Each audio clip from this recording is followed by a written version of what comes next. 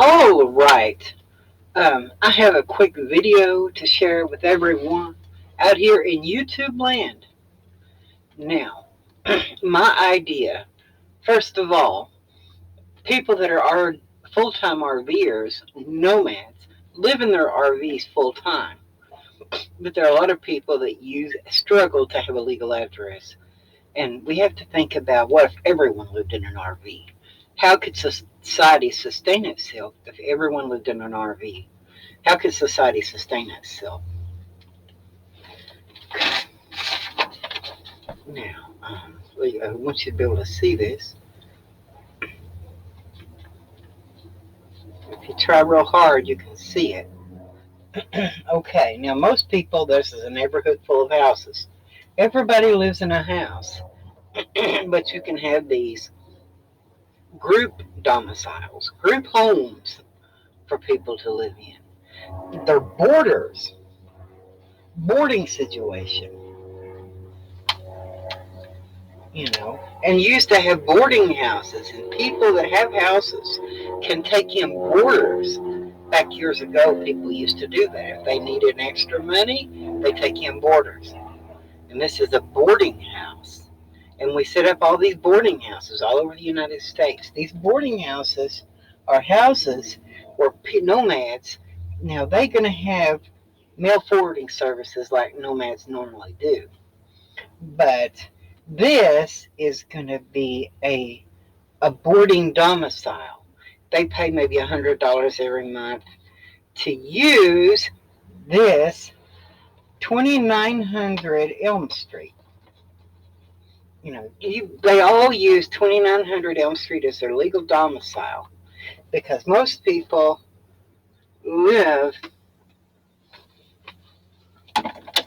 most people live in their houses. But there's a few people, and if you look at the screen, you can see it if you try hard.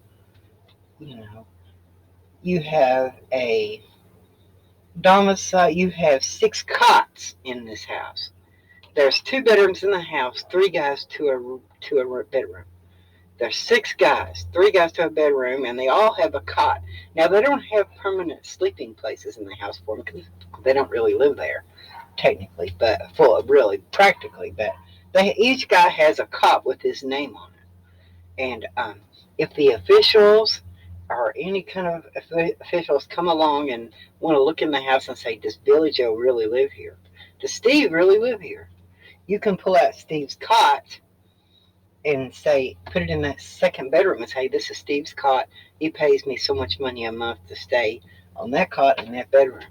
And he can technically have an actual domicile, an actual residence that you can't contest. So you may have to pay a little bit, but for this boarding house domicile. But the people are out there in their RVs living, you see. And you all have to pay. You have to pay a little bit to survive in the world. You can't have to pay a little bit. But if everybody, if you rent out to 6 guys in your house that they don't actually live there, you're going to whop in $600 a month just for 6 people that don't even live there. So really, this boarding house domicile and be able to cut every corner legally and be able to do it legally so nobody can say you're committing any kind of fraud, legally that you're doing what you have to do. You have these domiciles set up all over the United States. And, every nomad, if there's millions of RVers, nomads, they can all have, I know they have escapees, and I know they have these clubs where you can use the domicile. But it doesn't have an actual cot with your name on it. It doesn't have an actual place where you're supposed to be sleeping at. Those things are good. I'm not saying they're not good. I would even be tempted to use escapees or whatever. But I'm just saying, if anybody like the IRS or somebody where you're trying to, get Medicaid or whatever like that, they want to see if you actually live there. This would be a house that you actually literally live in. You pay so much money a month or a year, so much money a year to use that as your domicile, and it'll be kind of set up like you actually stay there in a house. And the people can actually, you know what I'm saying? That's what I believe. Now, this is just a preliminary idea. Sure, you can modify the concept and add to it and make it a better concept.